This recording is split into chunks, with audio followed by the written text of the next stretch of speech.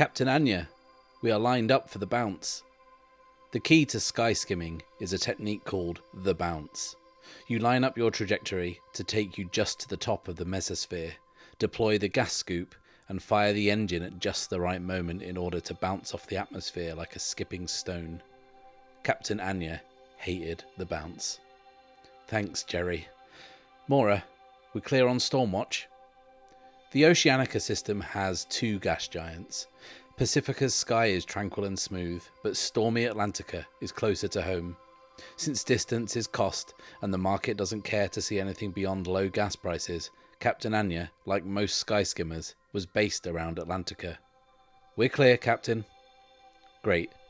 Jerry, take us in. Captain Anya braced herself. Some people enjoyed the bounce, the same way that one enjoys a roller coaster. Captain Anya didn't like roller coasters either. Minutes passed as the ship dived, and then Mora called out, "Captain, a convection cell! We gotta move!" "Jerry, get us out of..." And the vortex yanked the ship by the scoop, snapped the bridge in two, and Captain Anya, Jerry, and Mora fell into an endless sky.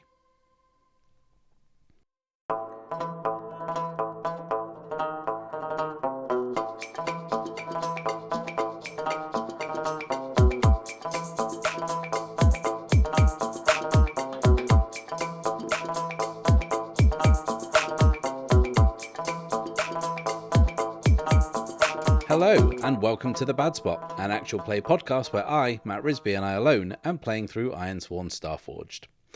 This week's Tale from the Drift was from Zachary Matheson, and I want to extend a sincere, heartfelt thanks to him for taking the time to write that up and send it in. I thought that this piece was very cool, really different from all the other pieces we've had, but at the same time, it totally fits within the world. And I absolutely love how creative this community are getting with these, and I never, ever get tired of receiving and reading your tales. If you want to roll some dice and write something for me to read at the beginning of a future episode, then the submission guidelines and contact details are on screen now. And whilst I have you, why don't you leave a like, subscribe, and click the little bell icon so you can follow along with the campaign each and every week. Last time out, we learned that Azrael Vega had made a play for the leadership of the Soulbinders as part of his escape. He leaves the outpost of Sepulchre in a state of violent chaos, taking the remaining Soulbinders and the Vanguard with him. Down in the lower levels, Archer finds himself at the mercy of Blake Sutton, who holds him at gunpoint. And as he tries to talk her down, the Shadow who was once tethered to the Grand Inquisitor intervenes, controlling Blake to lower her gun. He then communicates telepathically with Archer, telling him to find the other shadows he has seen in his visions and free them to bring them peace. The Shadow then appears to drop dead in front of them. Archer leads the group to the hangar, but clashes with an angry Luna over Blake, who Archer refuses to leave behind despite what she has done. Up in the hangar, Griff discharges the surge blasters at Archer's request in an effort to take out the station's tractor beam so they can escape. However, Archer underestimates the modifications that Luna made after their dogfight with the snub fighters at Paxton Hold. The newly souped-up surge blasters take out the power in the entire facility, including the artificial gravity, meaning they must now fight their way out to the Eclipse in complete weightlessness. In the hangar, there has been a massacre, with bodies everywhere. The small number of surviving Bannersworn and escaped prisoners are now fighting over the Eclipse, which is the only remaining means of escape.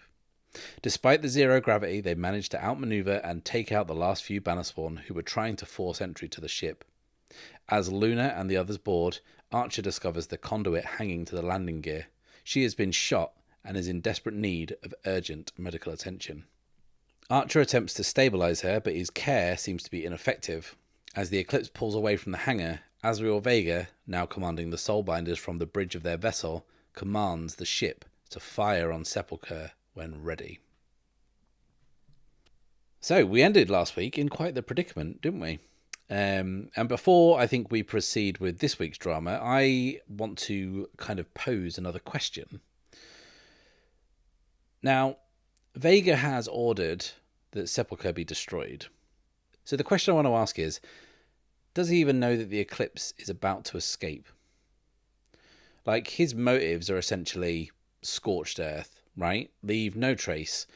And for all he knows, Archer is dead or has gone back through the gate or is, still on the ship. It doesn't matter either way. He's just going to torch Sepulchre and, he's just going to blow whatever's left into space before they go off and try and do whatever it is they're going to do. Now, I talked last week about doing what was most interesting for the story rather than what was most optimal for the characters. And with that in mind, I think it's more interesting if Vega doesn't know that Archer is about to escape. And actually, he doesn't even really care. Yes, it would have been nice to be able to use Archer to open the gates, but that road has been long and troublesome and has ultimately led to this dead end. And at this point, pursuing it any further is just throwing good money after bad. So I think Vega is going to be cutting his losses as he pivots to a different plan. And having had a week to think about it, I think that plan is going to be that he and the Soulbinders are going to target the Griffin Institute. And the reason for that is, we know that the Institute ordered the Professor to find and activate the gates. And we also know that when she did, they covered the whole thing up. And now Vega knows that. And if that happened, then someone at the Griffin Institute knows something. And Vega is going to use the Soulbinders and their reach and their influence, their power, to find out what that is. Which leads to a whole other interesting facet of this story, with this kind of storied scientific institution going up against this religious institution, which is a cool thing to be kind of simmering away in the background. And I've decided that is what Vega and the Soulbinders are doing. So we said that the Soulbinders craft had this powerful, electromagnetic pulse weapon thing. And when it dropped out of the drift, when it arrived here for the first time, that weapon went off and it took out everything. It cut the power in everything.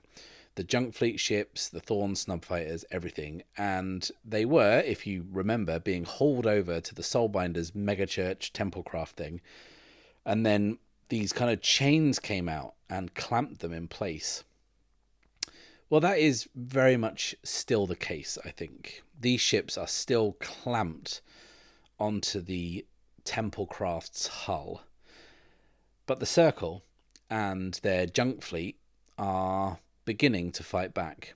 And I think that the crews of these ships have donned their spacewalking gear and have clambered out of their ships and are frantically cutting away these chains to get free. And also, I said last week that tractor beams take a lot of power to fire. And if the Templecraft is going to blow up Sepulchre and then jump into the drift, then they are going to have to shut off the tractor beams. And that is what has happened. As the Eclipse starts to pull out of the hangar, the chains on the Templecraft, these huge, dirty, ancient, heavy chains, start to be reeled back in, leaving deep gouges in the hulls of the craft that they had ensnared. And the crews who have been trying to cut their way to freedom frantically scrabble to get back in their ships as the power returns. And from somewhere deep in the bowels of the Templecraft, a low rumble begins. And then the whole ship seems to glow a pale blue colour before a beam of bright energy shoots out, streaking across space, cutting through anything it touches like a knife through butter. It slams through the midsection of the Sepulchre complex, and the whole outpost folds in on itself. And the eclipse is almost clear, but the hangar is starting to collapse. And I think it is time to make a move. And that move is going to be face danger. Now, Archer is not actually piloting the ship. He is with the conduit. And even though I'm controlling Archer as my main character in this game, you may have noticed from time to time that I make the move for the group. Now, is that in the rules? No, it is not in the rules. Is it in the spirit of the rules? I think it is. So I have had some questions before asking when I've done this, and that's just it, really. I'm just going with the spirit of the rules. I think it makes sense to make a move here. I don't think it makes sense to just do it, even though you could if you wanted to. Not everything has to be a roll, but I think this is more interesting if we roll the dice. But because Archer's not in control of the ship, it's going to be the group making the move. So we're going to face danger, taking evasive maneuvers. So that is definitely going to be rolling plus edge. So it says when you attempt something risky or act to an imminent threat, envision your action and roll. And we're going to be doing it with speed, mobility, or agility. So rolling plus edge. Okay, a weak hit. On a weak hit, you succeed, but not without cost to make a suffer move -1. So I think that even though I made the move for the group, Archer is going to take the suffer move. And I think that towards the end of last episode, with everything that was happening, he was panicking and like losing it, trying to keep the conduit alive. So I think that all this whole shebang has been very stressful and very emotionally draining. And I think that it's just really hitting him because the adrenaline of going through the gate and leading the reptilian cavalry charge and then fighting their way through Sepulchre has now kind of worn off. And seeing the aftermath of the massacre in the hangar, and then now with what is happening with the conduit, has kind of just like instantly snapped him back into the room. And I think he's kind of seeing what a dire situation that he's in. So that's what we're going to do. We're going to take a hit to our spirit. So that goes down to 4.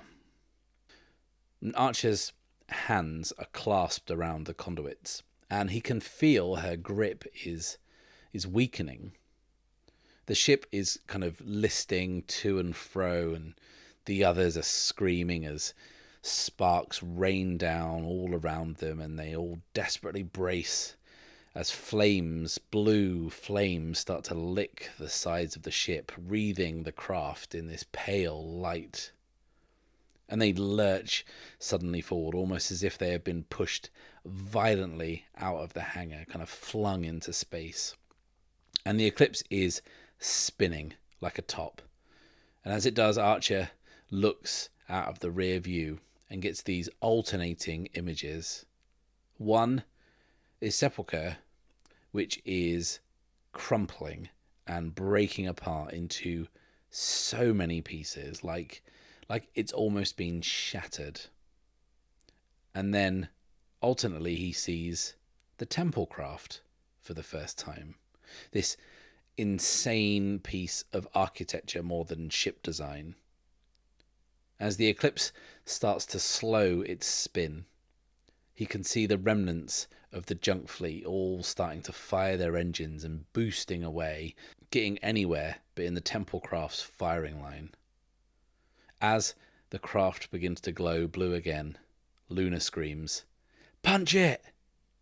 And the Eclipse starts to shake violently before the viewports cloud with red and purple, and they lunge into the drift. So, where are we going?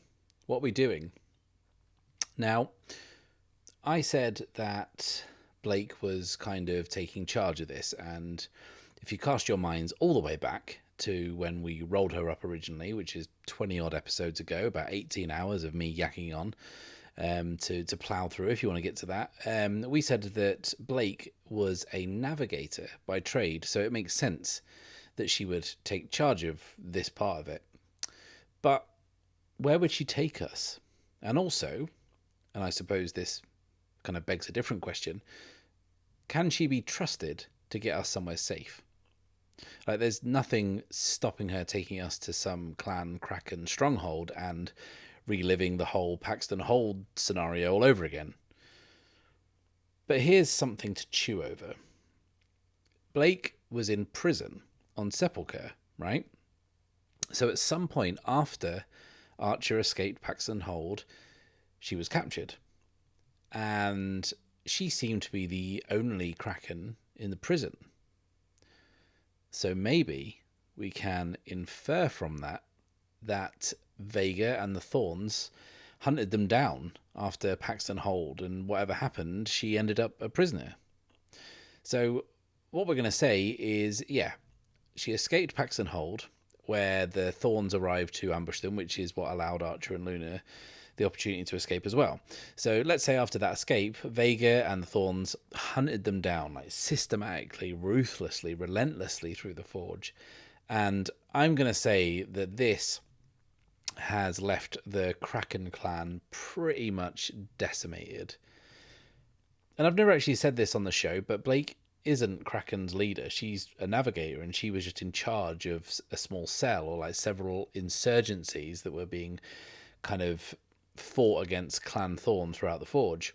So there is a leadership out there somewhere. They've not been completely wiped out or destroyed or whatever, but what I'm going to say is that in this sector specifically, the Kraken clan are pretty much just in bits. And Blake will know this to a degree, or she'll definitely assume that this is the case. So she obviously knows like what has happened to them up to the point that she was actually captured.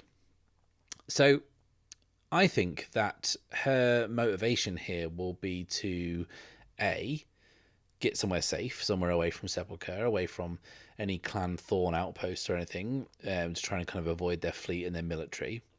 And also, B, to try and re-establish contact with whoever or whatever remains of the Krakens.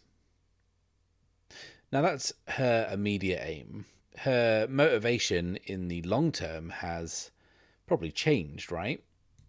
Like Vega, pursuing Archer as a means to access the gates and find the lens hasn't really worked out. And now the very person that she was after, who can get her what she wants, has actually, in effect, unintentionally, I guess, broken her out of prison. But then also, by extension, by offering her a place on the Eclipse, he saved her life. And I think that means something to her. I think that Blake Sutton is a woman of honour. She has a code. And she knows that she used Archer for her own means, and that she was prepared to endanger his safety, is a polite way of saying it. But, you know, mentally and physically torture is probably what actually happened. And then she also used the threat of harming Luna to get what she wanted from him. But to her, it was a means to an end.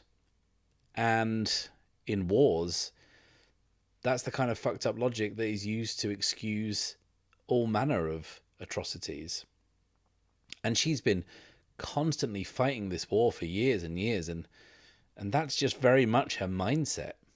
Archer was just a means to an end, but she did not expect what has happened to have happened. She didn't expect any of this to happen, for Archer to be her saviour. She was prepared to die on Sepulchre, die for her cause, die for her clan. But now she has been extricated from that situation by someone who didn't have to and didn't need to do that. And as someone who follows a code, albeit a very different one to Archer, she can recognise that as a moment of humanity, a moment that shines through the eternal darkness of this endless conflict that she has been fighting for years and years and years. So I think that she recognises the desperate situation that now they are all in together. And in addition, there's also this bizarre time thing going on with Coleridge's crew that she can't explain, but for now she can't even begin to deal with that. She just needs to get everyone out of here. And she's also outnumbered. Like, there's no way she could try and turn the tables on everyone on this ship, even if she wanted to. She's just going to have to get them all somewhere safe. Now, she knows this sector well, and she is going to take them, I think, to, like, the space equivalent of, like, a safe house, which I think is going to be, like, some remote outpost that she knows of. Like, she was introduced all those episodes ago as being a fugitive in the sector, remember? If you don't, that's fair enough. But I think even in session 0, I think the sector trouble that we rolled up was that there were people hunting, bounty hunters hunting a infamous fugitive, and it turned out the infamous fugitive was Blake Sutton, the person we were looking for. And yeah, she's clearly been on the run for a long time, that she has been probably able to operate so effectively as an insurgent against Clan Thorn in this sector by remaining hidden until she wants to. And I think that's because she is able to move around surreptitiously and relatively safely between a bunch of safe harbours, little safe havens that she knows of all over the Forge and all over this sector in particular.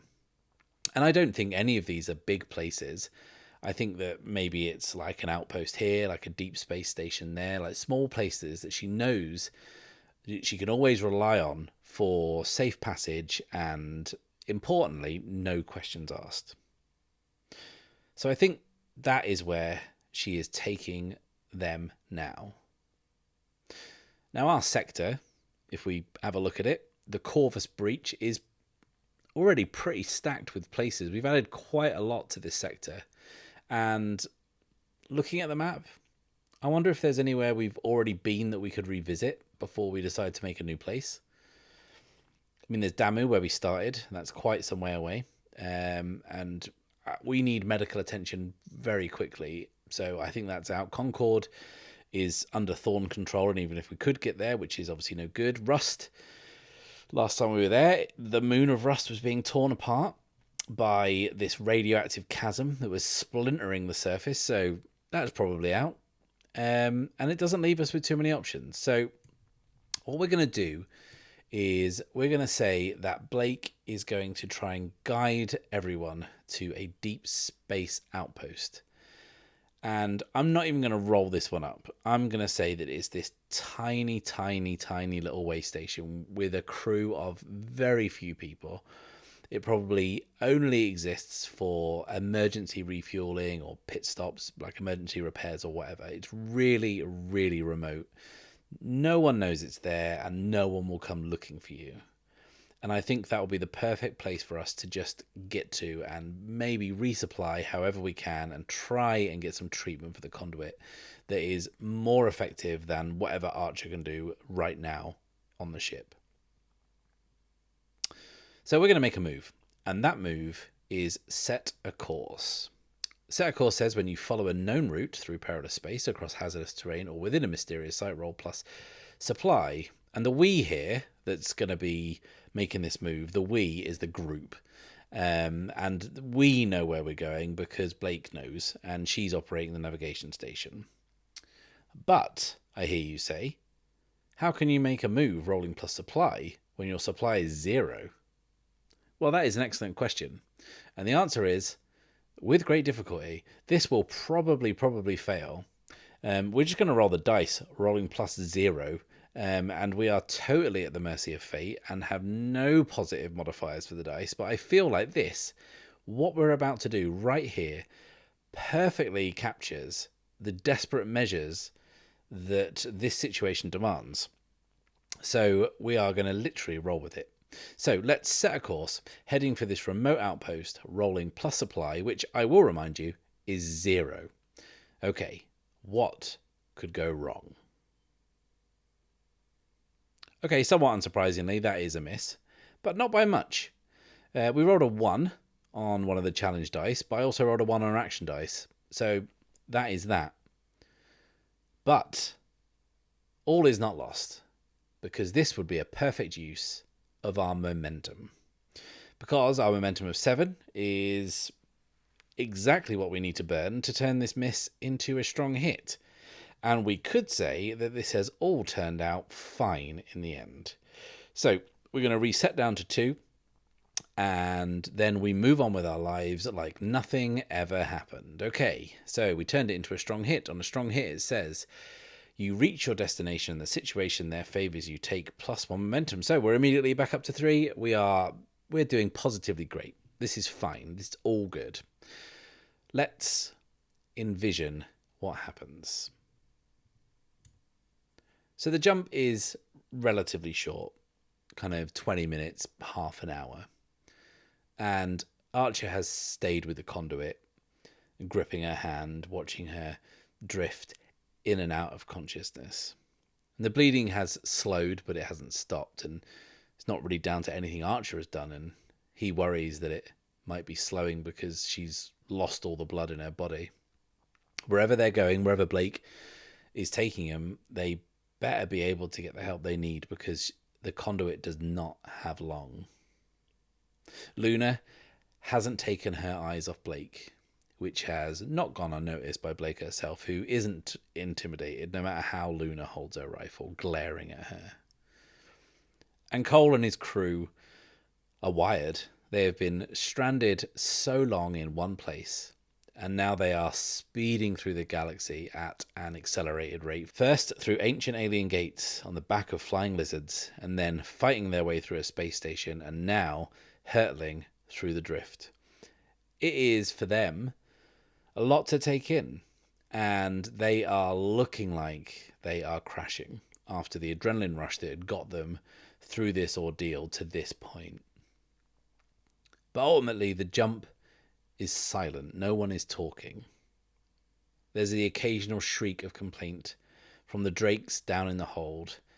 That's all that can be heard as they are down there busily shredding tarpaulins and crates with their beaks as they attempt to make something resembling a comfortable nest. And then the cabin lights up red as the warning beacons come on, warning the crew that they are about to drop. The ship shudders and jolts as lights on the control panels spark to life. Luna is watching for a reaction from Blake, watching for anything. She slides her finger off the trigger guard, or is that what that's called? The little trigger guard? The little bit around the trigger? Whatever that is, I don't know anything about guns. She's now got her finger on the trigger, that's what I'm trying to say. Cole and his crew get to the controls, and the red and purple ribbons of light untangle around the cockpit window, and the Eclipse drops suddenly and silently into the vast emptiness of space. Infinite stars stretching out in every direction, but it seems very little else. Luna moves over to the viewpoint and looks out, suspicious. She was expecting them to jump into an ambush. She looks at Blake, who is also looking intently out into the nothingness. And Luna says, "Where have you brought us?" And Blake's eyes narrow. She's searching for something. And suddenly she points out an extended finger off to a point in the blackness somewhere in the distance and says, "There." And whatever there is, Luna can't see it. Blake grabs a headset and says, "I'll quickly just roll up a name." 53, Neoma. Blake says, "Neoma Station, this is 1138. Aboard incoming outbounder class vessel requesting permission to dock." She turns and looks back at Archer and the conduit and continues, "Request permission to dock, an urgent medevac." And then there's a pause before the console lights up with clearance codes and an orange light twinkles out amongst the stars. And now they all see it. Neoma Station, in the middle of nowhere.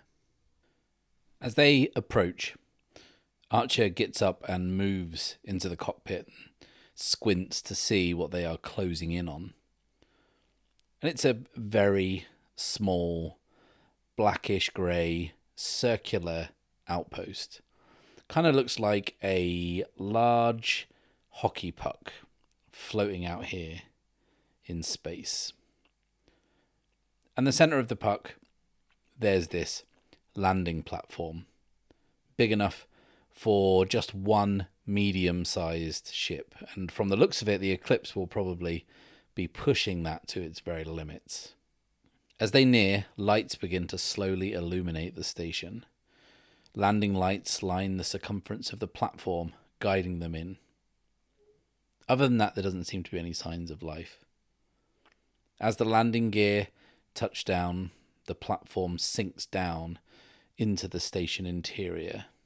The doors slide closed above.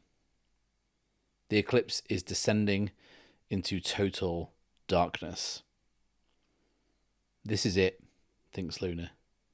This is where the ambush comes. And she readies her rifle in the gloom. She certainly won't go down without a fight.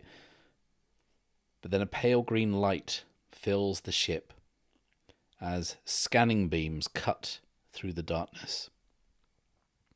And Blake says, "Lower the ramp." And Cole complies. Blake heads out of the cabin and towards the cargo hold. She turns to the others and motions to the conduit. She says, "Get her up. Follow me." And she disappears. And Archer and Cole, they kind of haul the conduit up as gently as they can. And she lets out this soft moan, at least. That's some kind of encouraging sign of life. And Luna follows them out into the station. And it's really, really small. The gull wings of the Eclipse are just about touching either wall of the hangar. I mean, even if you could call it a hangar, it's not really a hangar. It's just a kind of a circular space. And around the outside of this space are several small stations with desks and consoles with readouts, and none of them seem to have any power, and some of which are covered with heavy sheeting. There are a few crates and pallets kind of filling what little other space there is. And the Drakes who have found their way out of the cargo hold are now sniffing around curiously, maybe starting to get hungry. Blake pulls back the sheeting on one of the consoles, revealing a flat desk with a kind of metallic lamp thing hanging over the top. And she presses a button that brings it flickering to life. It's a medical station, and Archer hasn't seen one this old in quite some time. Blake motions for them to lay the conduit down on the desk, and they do. Once again, she lets out a soft groan, weaker this time. Now, we rolled a strong hit, and it's said that on a strong hit, the situation favours us. So what I'm going to say is this is just about going to suffice for our needs as far as medical attention is concerned. So Blake reaches over the desk and pulls out an oxygen mask that she cups over the conduit's mouth and nose, and then she pulls this thin tube out of that lamp thing above, and the tube ends in this kind of narrow needle, and she puts it in her mouth and kind of starts sucking to siphon some fluid out, and eventually her mouth fills with this fluid and she spits it out on the floor and then unceremoniously kind of jams it into a vein in the conduit's arm. And she's kind of doing all this like it's matter of fact. There's no bedside manner, just quick, efficient, no nonsense field medicine. And she pulls this lamp down over the conduit's stomach, over the wound, and then she rips away the cotton vest that is now dark brown with blood. Over on the far side of the room, there's a set of doors, and they slide slowly open, and everyone turns to look.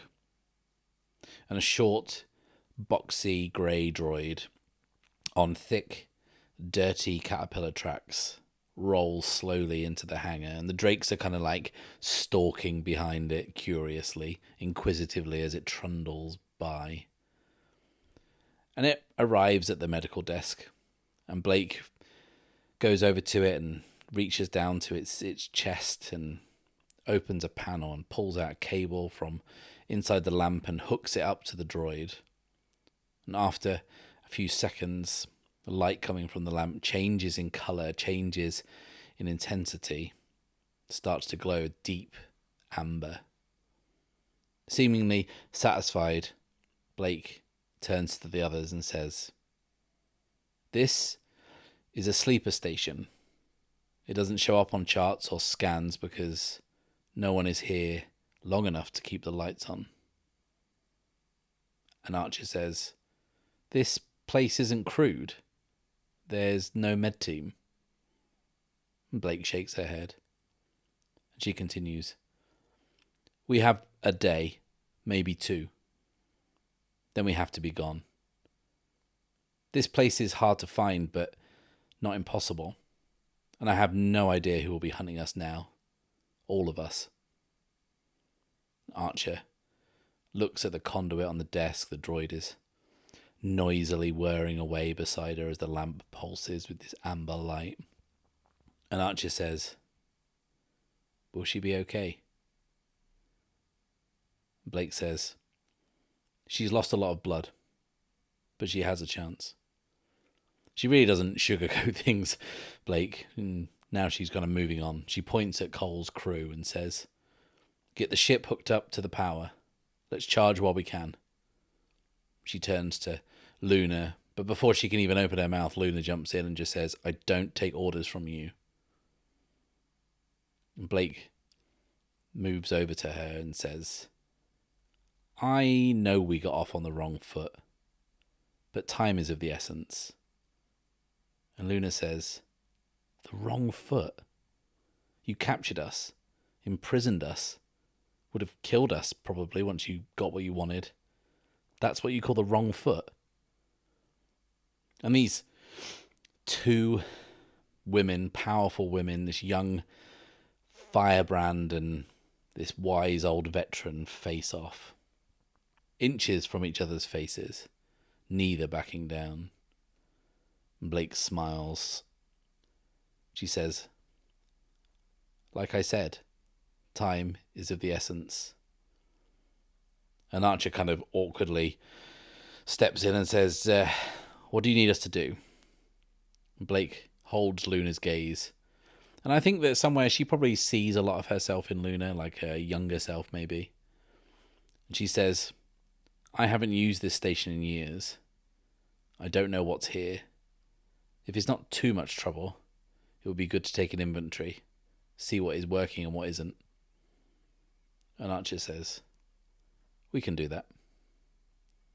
And Blake and Luna are still staring at each other. Blake says, "Thank you." And then she turns and moves over to the doors, but she stops beside Archer as she does and says to him quietly, "Thank you." And I think we're going to cut here. I think we are going to cut and join Archer and Luna sometime later, trying to see what has been left here and what remains on the station. And we're going to make a move. And that move, somewhat unsurprisingly, is going to be Resupply. Now, Resupply says, when you attempt to bolster your readiness, envision the opportunity and your approach. And this is definitely going to be rolling plus wits, because we are seeing what we can scrape together from whatever might be here in this place. And it clearly hasn't seen much action in quite some time. So let's try and resupply rolling plus wits. Okie dokie, a strong hit. On a strong hit, we get to choose one. It says, if you are unprepared, clear the impact and take +1 supply, otherwise take 2 supply. Or, if you are in need of a specific item or resource which can reasonably be obtained, you acquire it and take +1 momentum. Well, we're unprepared, so we're going to clear that off and take +1 supply. And +1 supply feels about right. It wouldn't be appropriate for us to discover this place kind of overflowing with everything we need. This is a remote station where no one has set foot for quite some time, and it makes sense that we'd find maybe a little, but not a lot. And I think that Archer and Luna are searching every inch of this place, and there's not much to it, but they're trying to scavenge up what they can. And there's bits and pieces. There's, the odd half-empty med kit here, kind of a decent stock of dried food stored. And when I say decent, there's 8 people now to feed, plus 4 drakes. So, it needs to go around. There's enough to keep us going for, maybe a day. And likewise, in terms of, the Eclipse, there's enough bits lying around for running repairs. There's enough scrap parts for, replacing equipment, things like that. Minor patch-up jobs, that kind of thing. Just enough. And Archer and Luna have been doing this searching in angry silence. Luna is not happy at this alliance of convenience that Archer has entered them into, and understandably so. But also, as she's perhaps started to cool off a bit, kind of using this task to focus on something else for a change, I think maybe she has begrudgingly admitted to herself that without Blake, they probably wouldn't be here, and the conduit would probably be dead. And whilst it may leave an incredibly sour taste in her mouth, she is starting to realise that she might just have to accept it. And also Archer, I think, is also very, very wary of the fact that Luna could be right. That so far Blake could have just been acting in her own self-interest, for her own self-preservation to get them here, and could well be calling in the clan cracking kill team whilst they're kind of distracted searching for scraps in this place. And Archer has spent this time thinking about what happened on Paxton Hold, how he is now helping and accepting help from the very person who kept him captive, who used the very real threat of violence against Luna to get what they wanted. And he'd be lying if he said it wasn't playing on his mind, setting those paranoid gears in his brain turning. And I think that this is going to manifest itself, I think, in a move. And I think that Archer needs to set his mind at ease somehow. And I'm wondering whether it's going to be gather information. I think what we're going to do is Archer's going to hack like the station's central computer maybe and see if this place really is what it seems. And I think that, yeah, if he tries to kind of slice into the mainframe, he can look for something that might expose any lie that Blake may have told. Maybe there's some records of recent comings or goings, or, you know, people having docked recently, or communications sent to or from the station. I think that that is a solid idea. So first he's going to pitch it to Luna as a way to kind of offer some kind of reassurance to them both. So I think that Archer stops kind of what he's doing and explains to Luna what his plan is here, and even like before he's even got halfway out, she just stops what she's doing without hesitating and starts kind of hot wiring this terminal that is at the wall in this kind of small storeroom that they are currently in. And now we're going to make the move. But in this instance, I am finally going to use Luna's sidekick asset, because I think that this somewhat clandestine activity counts as streetwise, which is Luna's expertise. And in this instance, it says that when we are aided by our sidekick's expertise, we can re-roll our action dice if we roll lower than our sidekick's health. So far, Luna is at 4 health, so we are somewhat protected against really, really shitty rolls, which we all know that we're capable of at the best of times. So, using Luna's expertise, we are going to gather information, rolling, plus wits. Another strong hit. Didn't even need Luna's buff in the end, but it was a nice safety mat to have out there. So, on gather information, it says when you search for clues, ask questions, or analyze evidence, roll plus wits. On a strong hit, you discover something helpful and specific. The path you must follow or action you must take to make progress is made clear. Envision what you learn and take +2 momentum. So we enjoy momentum, and that is now up to 5. That's pretty good. And now we have to envision something helpful and specific. So what could that be, one wonders? Now, I think what they are looking for specifically in this instance is anything that might give them a clue to Blake's motives and what she's planning, what her next move might be. And I think that can only really be in the form of like an intercepted transmission, maybe. It's not like she's going to be leaving like a confession, like a captain's log or anything there with this kind of damning list of her evil plans. I think we're going to have to find an encrypted transmission or something that she sent out. We said that her big picture goal would be to make contact with the Kraken leadership, and I think that that's what Archer and Luna are going to find. So Luna has hotwired this console and this terminal, and Archer has done the slicing. He doesn't have to look for long to find what he's after, because there are no recent records of arrivals or departures, or no incoming or outgoing comms, except for one, sent moments ago from Blake Sutton, from this station. It's a short message, and Archer scans it over. Luna says impatiently, "What is it? What does it say?" And Archer reads it. 1138 requests immediate evac from Sleeper 6. And then he pauses. Luna says, "Archer, come on. The tension is killing me here."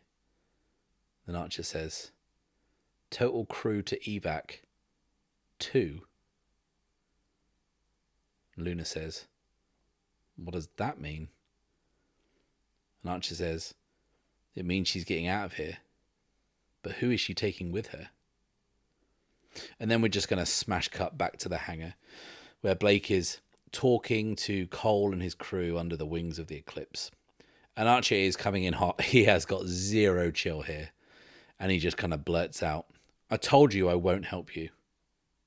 Blake says, "I'm sorry?" Archer says, "I won't help you access the gates. I've told you already." Blake says, "And I heard you." And Archer said, so taking me with you wherever you're going isn't going to end well for you." Blake kind of smiles to herself and realizes what Archer's done. And Blake says, "As I was just explaining to your crewmates, I have requested retrieval for myself and your companion." She gestures to the conduit, still unconscious, under the orange glowing lamp, the droid beside her busily whirring away. She continues, "She won't make it where you're going. I can at least get her somewhere safe." And Archer feels pretty foolish here. Firstly, for coming in assuming that he was going with Blake, but also that he hadn't considered what was going to happen to the conduit. And Cole steps in and says, "We've been looking at the charts, the navigation logs. And I'm just quickly going to roll up a sector name real quick. 59 is Kronos. 82 is Spine. Kronos, Spine. Spine of Kronos. That's what we'll say. Spine of Kronos." Cole says, "To get where we need to be, from where we are now, we need to cross the spine of Kronos." And Archer just instantly deflates where he is stood. And Luna says, "What's the spine of Kronos?" Cole says, "It's the only way, Archer. It's that or try and cut back across the breach." And Blake says, "We all know that would be suicide." And Luna says again, "What is the spine of Kronos?" And Archer says, "There has to be another way." Cole shakes his head and says, "There isn't." And Luna says, "Will someone please tell me what the fuck the spine of Kronos is, please?" And Cole says, "The spine of Kronos is a narrow stretch of uncharted space that separates two sectors. The Corvus breach, where we are now, and..." Sorry, let me just roll up another sector name. 27 is Delphian. 34 is Flux, Delphian Flux. And the Delphian Flux, which is where we need to be. And Blake says, "It is uncharted, not for lack of effort. Survey ships go in and they don't come out. Smugglers and drift runners wanting to use less obvious passages go in and are never heard from again. Whole combat patrols have been lost trying to cross. Prepared, armed combat patrols. I've been around a long time and I've met a lot of people who have seen and done some unbelievable things. But I have never met or heard of anyone who has crossed the spine of Kronos." And Luna kind of weighs this up and says, "This sounds like a whole bunch of superstitious spacer bullshit to me."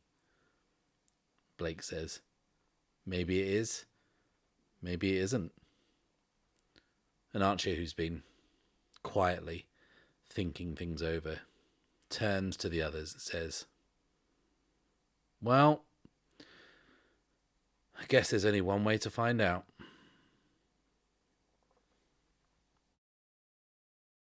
Thank you a million times. Thank you for watching. Please like this video, subscribe if you've not done so already, and click the little bell icon so you can be notified as soon as the next video drops. I'll be back next week, but until then, it's farewell and safe passage.